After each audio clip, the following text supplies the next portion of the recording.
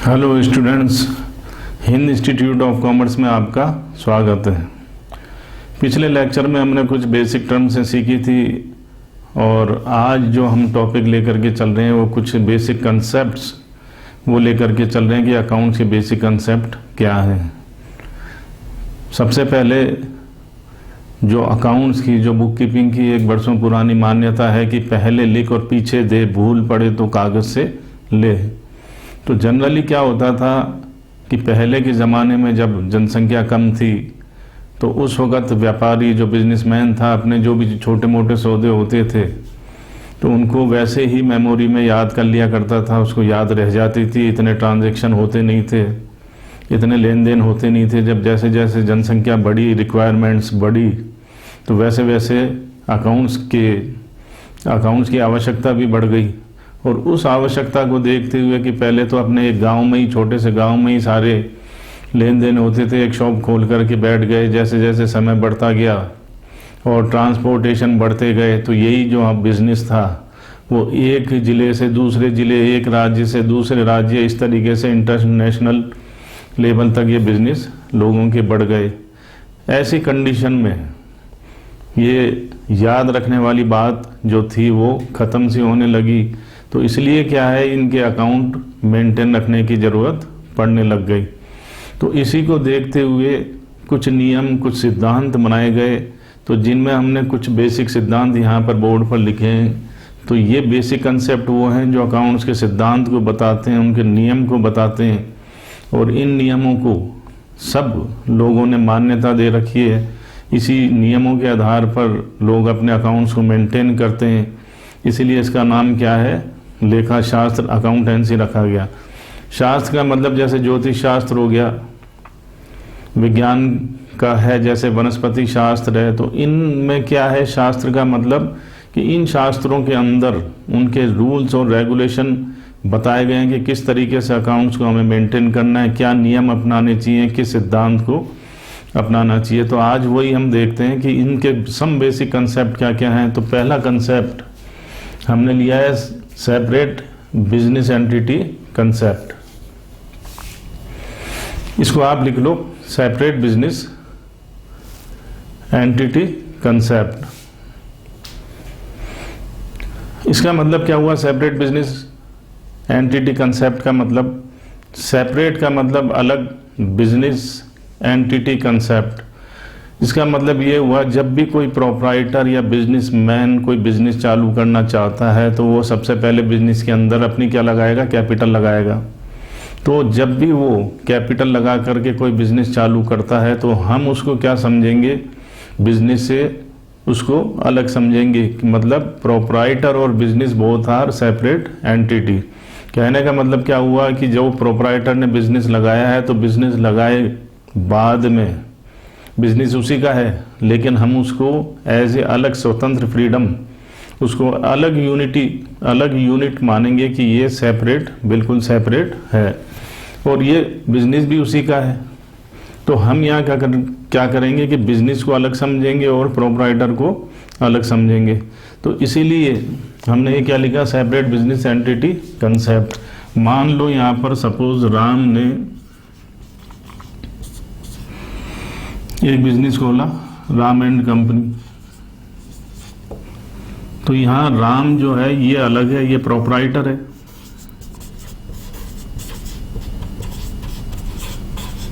और इसका बिजनेस क्या है, ये बिजनेस है, ये अलग है।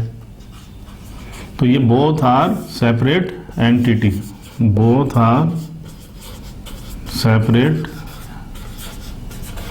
एंटिटी। तो राम जो प्रोप्राइटर है उसको हम अलग समझेंगे और राम एंड कंपनी को हम अलग समझेंगे। तो दोनों ये अलग अलग सेपरेट मतलब स्वतंत्र इकाइयाँ हो गई, फ्रीडम, बिल्कुल दोनों अलग है। राम अलग है तो राम एंड कंपनी अलग है, हालांकि बिजनेस उसी का है। तो हम कौन है, हम अपने आप में उसके अकाउंटेंट हैं। यानी जो भी हम बिजनेस में ट्रांजैक्शन करेंगे एज ए बिजनेस के पॉइंट ऑफ व्यू से करेंगे, ना कि राम के पॉइंट ऑफ व्यू से। तो जैसे राम ने बिजनेस में पैसा डाला, कैपिटल लगाई, suppose Ram started business with cash ₹10,000 है, मान लो राम ने बिजनेस में 10,000 रुपये कैश लगा करके कोई व्यापार चालू किया, तो हम ये मानेंगे कि हमारे बिजनेस में हम कौन है, बिजनेस हैं, किसका बिजनेस है, राम का, लेकिन हम उसके अकाउंटेंट हैं, या अपने आप में ये समझ लो कि हम राम की जगह ही उसकी तरफ से ये एंट्रियां कर रहे हैं, और राम अपने आप को अपने बिजनेस से अलग समझेगा और उसका बिजनेस वो सेपरेट कहलाएगा। तो यहाँ जो मेन बात है, जो भी जनरल एंट्री हम करेंगे एज ए बिजनेस के पॉइंट ऑफ व्यू से करेंगे कि हम बिजनेस है, बिजनेस में पैसा आ रहा है, दे कौन रहा है, राम दे रहा है, तो राम सेपरेट है और बिजनेस सेपरेट है। तो इसलिए क्या है, प्रोप्राइटर और business both are separate entity का कंसेप्ट हम ध्यान में रखेंगे, और जो भी हम बिजनेस में जनरल एंट्री ट्रांजैक्शन करेंगे एज ए बिजनेस के पॉइंट ऑफ व्यू से करेंगे, ना कि राम के पॉइंट ऑफ व्यू से। दूसरा हमारा क्या है, मनी मेजर कंसेप्ट।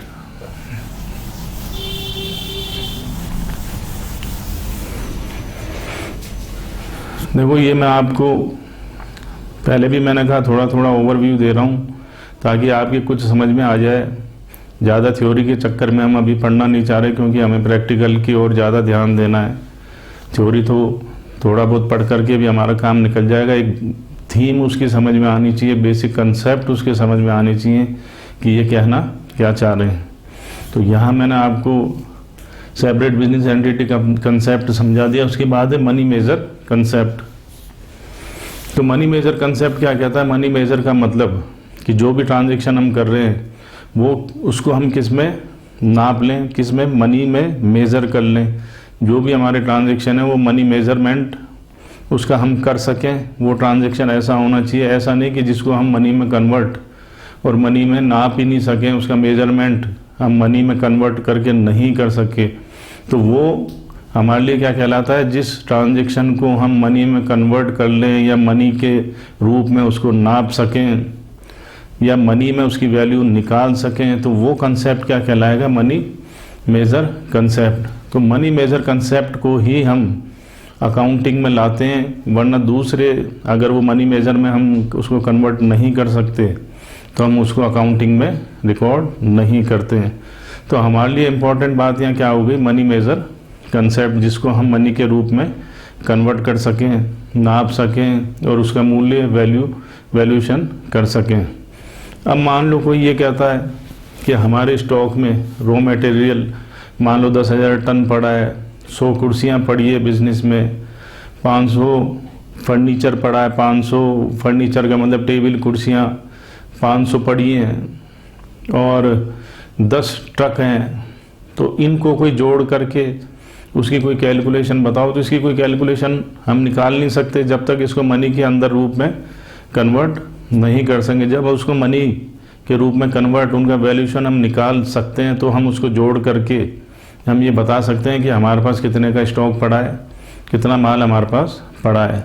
तो इसलिए ये दूसरा कंसेप्ट क्या है, मनी मेजर कंसेप्ट का मतलब कि हम हमारे जो भी ट्रांजैक्शन है उसको मनी में कन्वर्ट जो हो सकता है उसी को हम अकाउंटिंग में लाएंगे, वरना उसको छोड़ देंगे, नहीं लिखेंगे। तीसरा क्या है, going concern concept. Going concern concept का गोइंग यानी कंटिन्यू, चालू रखना। तो मान लो हमने जो भी बिजनेस खोला है वो गोइंग कंसर्न कंसेप्ट वाला होना चाहिए, लंबे समय के लिए चलने वाला होना चाहिए, दीर्घकालीन उसकी अवधि होनी चाहिए, लॉन्ग टर्म पीरियड के लिए। ये नहीं आज हमने खोला वो 6 महीने बाद बंद हो गया, 2 महीने बाद बंद हो गया। तो इसलिए ये मान करके चलते हैं कि जो भी बिजनेस लगाया गया है वो खोला गया है तो लंबे समय के लिए ही खोला गया है। अगर आप उसको लंबे समय के लिए चालू रखते हैं, खोलते हैं, तो दूसरे जो बाहर के लोग हैं वो हमें लोन भी दे सकता है, हमारी रेपुटेशन को भी वो देख सकता है कि इनका बिजनेस तो इतने साल पुराना है। अगर मान लो कोई लोन के लिए भी अप्लाई करे तो हमें लोन भी उस पर इजीली मिल सकता है, क्योंकि अगर छोटे टर्म के लिए मान लो बिजनेस हुआ तो ना तो हमारी ये पता चलेगा कि इकोनॉमिक पोजीशन क्या है, कि हम प्रॉफिट में चल रहे हैं कि लॉस में चल रहे हैं, तो फिर हमें हमारी मेंटेलिटी उस हिसाब से सेट करनी पड़ेगी। लेकिन अगर लॉन्ग टर्म का बिजनेस है तो उसके बेनिफिट भी हमें कई मिलते हैं, कई पार्टी हमें हमारी रेपुटेशन के आधार पर भी लोन दे सकती है कि ये बहुत पुरानी कंसर्न है, बहुत लंबे समय से चल रही है। तो इसीलिए इस कंसेप्ट को हम क्या बोलेंगे, गोइंग कंसर्न कंसेप्ट। अब मान लो कोई आपने प्रॉपर्टी खरीदी, मशीनरी खरीदी, तो उसका डेप्रिसिएशन भी होता है। तो डेप्रिसिएशन भी हम उसको उतने ही लॉन्ग टर्म पीरियड के हिसाब से डिवाइड करके हम उसको कवर कर सकते हैं। प्रॉपर्टी का जो वैल्यूएशन है, उसका डेप्रिसिएशन जो लॉस है, उसको हम राइट ऑफ कर सकते हैं, उसको ईयर वाइज हम डिवाइड करके। और अगर छोटे टर्म का बिजनेस हुआ, छोटे टर्म में ही समाप्त खत्म हो गया, तो इतना डेप्रिसिएशन और इतना असेट्स का जो वैल्यूएशन है, जो असेट्स की वैल्यू धीरे धीरे जो डेप्रिसिएशन होकर घटती है, तो फिर हमें उसे उस हिसाब से सोचना पड़ सकता है। तो इसलिए क्या है, बिजनेस जो होना चाहिए वो गोइंग कंसर्न कंसेप्ट वाले हिसाब से होना चाहिए। उसके बाद आता है cost concept.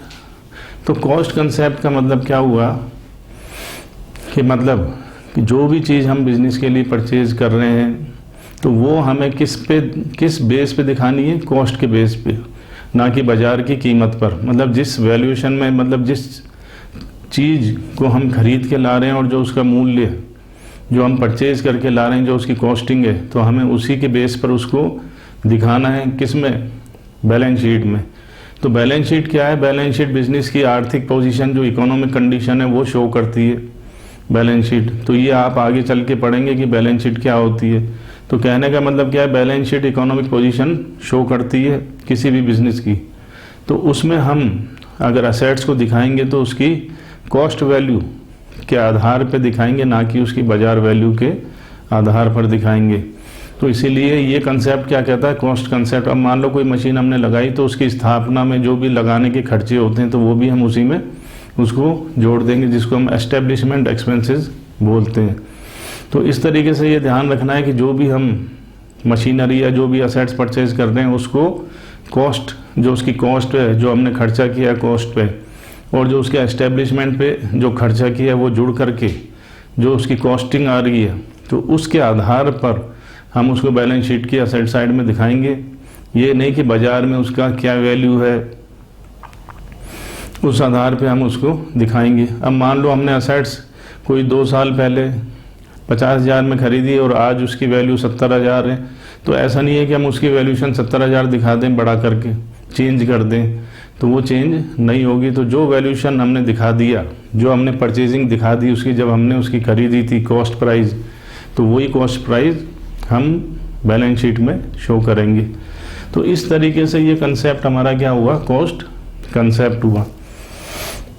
Dual aspect concept हमारे लिए ये सबसे बड़ा इंपॉर्टेंट है, ड्यूल एस्पेक्ट और ये सेपरेट बिजनेस एंटिटी कंसेप्ट।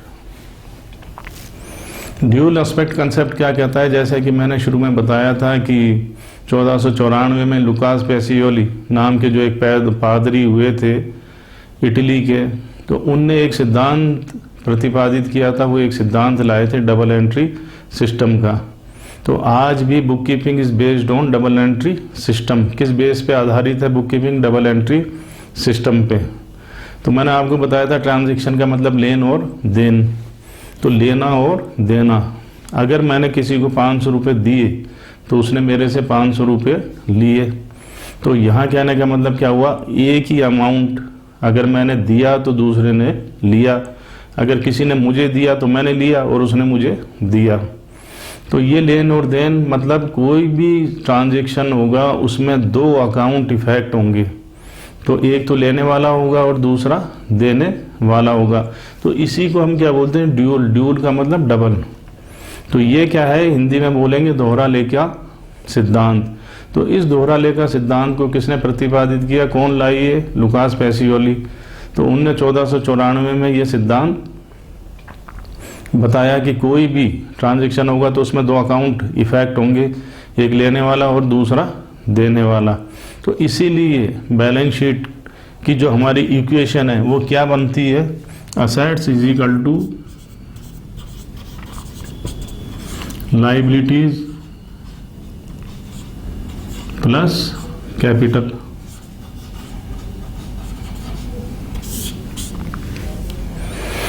तो क्या बनेगी, assets is equal to liabilities plus capital. मतलब जितनी हमारी असेट्स है तो वो किसके बराबर होगी, लाइबिलिटीज और कैपिटल के बराबर होगी। क्यों, क्योंकि हर ट्रांजैक्शन में दो अकाउंट इफेक्ट होंगे, दो साइड इफेक्ट होगी, एक लेने वाले की और दूसरा देने वाले की उसी अमाउंट से। तो इसी को हम क्या बोलते हैं, double entry system, dual aspect concept. तो हमारी जो अकाउंटिंग काम करती है वो ड्यूल ऑस्पेक्ट कंसेप्ट के बेस पर काम करेगी और यही हमारे लिए सबसे मोस्ट इम्पॉर्टेंट है। और दूसरा सेपरेट एंटिटी, क्योंकि बिजनेस में हमें जो भी जनरल एंट्री पास करनी है वो as a point of view business के पॉइंट ऑफ व्यू से करनी है, ना कि प्रोप्राइटर के पॉइंट ऑफ व्यू से करनी है। तो जनरली जो बच्चे गलत करते हैं, स्टूडेंट्स गलत करते हैं, वो क्या कन्फ्यूजन होते हैं कि सर हम प्रोप्राइटर के पॉइंट ऑफ व्यू से करें कि बिजनेस के पॉइंट ऑफ व्यू से करें। कभी वो प्रोप्राइटर की तरफ चले जाते हैं तो कभी बिजनेस के पॉइंट ऑफ व्यू की तरफ वो आकर के एंट्री करते हैं। तो हमेशा वो कंफ्यूज रहते हैं कि हम क्या बेस बनाएं, किसको बेस बनाएं और कैसे बेस बना करके जनरल एंट्री पास करें जो हमारी एंट्री सही हो। तो हमेशा ये ध्यान रखना है सेपरेट एंट्री कंसेप्ट का कि प्रोप्राइटर अलग है और बिजनेस अलग है। तो हमें जो भी कंसेप्ट लेना है as a point of view business का लेना है, ना कि प्रोप्राइटर का। यहाँ ड्यूल कंसेप्ट में ये देखना है कि कोई भी ट्रांजैक्शन हुआ तो उसमें दो अकाउंट कौन से इफेक्ट हुए, एक लेने वाले का हुआ और दूसरा देने वाले का हुआ। तो इसीलिए क्या है, ड्यूल कंसेप्ट के सिद्धांत के हिसाब से ही हमारी एक ये इक्वेशन बनती है, assets is equal to liabilities plus capital. तो मतलब जितनी हमारी असेट्स होगी उतनी हमारी कैपिटल और लाइबिलिटी बराबर होंगी, दोनों हमारी बराबर होनी चाहिए। अब ऐसे ही अगर इसमें हम कैपिटल निकालें तो capital is equal to assets minus liabilities. Capital is equal to क्या होगी, असेट्स माइनस लाइबिलिटीज। तो हमारी क्या आ जाएगी, कैपिटल आ जाएगी। और ये बराबर होना जरूरी है। मान लो प्रोप्राइटर ने 20 लाख की कैपिटल लगाई और 5 लाख का लोन ले लिया और उतने की अगर असेट्स खरीदी तो क्या हो गई, असेट्स 25 लाख की हो गई और आपकी कैपिटल प्लस लाइबिलिटी कितने की हो गई, 5 लाख, तो वो भी 25 लाख का हो गया। तो यहां मान लिया हमने अगर प्रोप्राइटर ने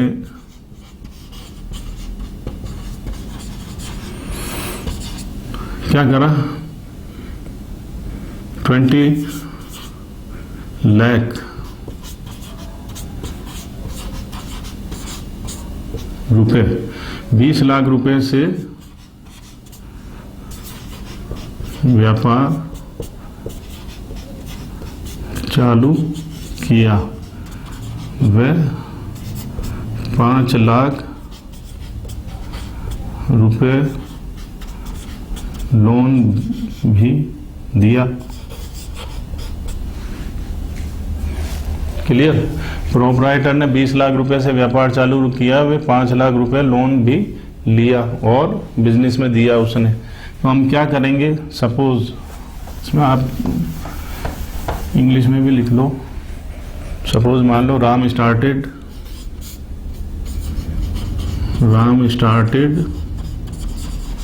बिजनेस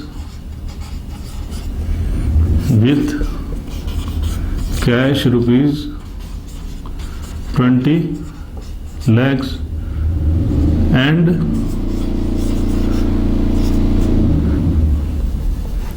rupees 5 lakh loan। तो Ram started business with cash rupees 20 lakh and rupees 5 lakh loan. तो उसने 20 लाख रुपए तो कैपिटल में क्या दिया, कैश दिया और 5 लाख रुपए लोन के दिए। तो इस तरीके से हमारे पास बिजनेस में कितने आ गए, 25 लाख रुपए आ गए। बिजनेस में हमारे पास कितने आ गए, 25 लाख रुपए आ गए। और उस 25 लाख रुपए से हमने उसकी असेट्स परचेज कर ली। तो क्या हुआ, असेट्स इज इक्वल टू, हमने क्या किया, असेट्स परचेज कर ली। तो assets is equal to capital plus liability. तो यहाँ असेट्स कितने की होगी, 25 लाख की, इज इक्वल टू कैपिटल कितने की होगी, 20 लाख प्लस 5 लाख, ये क्या हो गया, लोन का हो गया। तो इस तरीके से assets is equal to capital plus liability हो जाएगी। तो ये ड्यूल कंसेप्ट सिद्धांत हुआ। तो ये ध्यान रखना, ड्यूल कंसेप्ट सिद्धांत किसे बोलते हैं कि इसमें हमेशा दो अकाउंट इफेक्ट होंगे। कैसे होंगे ये मैं आपको आगे बताऊंगा, लेकिन अभी आप ये ध्यान रखना, ड्यूल कंसेप्ट का जो सिद्धांत है इसमें दो अकाउंट, हर ट्रांजैक्शन में दो अकाउंट इफेक्ट होंगे, एक लेने वाला और एक देने वाला। तो वही हमें छांटना है कि कौन तो ले रहा है और कौन दे रहा है। तो इस तरीके से आज जो हमने कंसेप्ट का ये टॉपिक देखा, तो इसको आप एक बार देखना, इसको पढ़ना और समझना, जिसमें अपने मोस्ट इम्पॉर्टेंट तो ये बनता है सेपरेट बिजनेस एंटिटी कंसेप्ट और ड्यूल ऑस्पेक्ट कंसेप्ट का सिद्धांत। इस पे ही अकाउंटेंसी टिकी हुई है। ज़्यादा अकाउंट्स तो मेन तो यही आपके काम करेंगे। वैसे तो सारे ही कंसेप्ट हैं, सारे ही कंसेप्ट काम करेंगे, लेकिन अपन को जो ज़्यादा अभी ध्यान देना है अपने एंट्रियों को समझने के लिए कि कैसे ट्रांजैक्शन करते हैं, उसके लिए मैं आपको ये एक इम्पॉर्टेंट अभी बता रहा हूँ कि ये ज़्यादा आपके यूज़ में आने वाले हैं। कॉस्ट कंसेप्ट भी आएंगे, सारे ही कंसेप्ट आएंगे, लेकिन ज़्यादा ध्यान आपको इसी पे करना है, क्योंकि इससे जनरल एंट्री पास कर पाओगे और इससे एंट्री बनाएंगे कि ड्यूल कंसेप्ट में कौन से दो अकाउंट इफेक्ट हो रहे हैं, हमें क्या रूल्स लगाने चाहिए। तो इसलिए इन दो पे हम ज़्यादा कंसेप्ट क्लियर करेंगे। बाकी भी कंसेप्ट अभी और हैं 4-5, तो सारे ही कंसेप्ट इम्पॉर्टेंट है। तो मैं उम्मीद करता हूँ ये आपके टॉपिक समझ में आया होगा। इसको एक बार पढ़ना और इसको जितना जल्दी आप कवर कर लोगे, इसको पढ़ लोगे, तो उसके बाद थोड़े से कंसेप्ट हो रहे हैं, उसको देख करके फिर हम जनरल एंट्री कैसे बनाते हैं, कैसे ट्रांजैक्शनों को रिकॉर्ड करते हैं, उनके क्या नियम हैं, डेबिट क्रेडिट के क्या नियम हैं, डबल एंट्री सिस्टम क्या कहता है अकाउंटिंग करने के लिए, उसको देखेंगे। Thank you.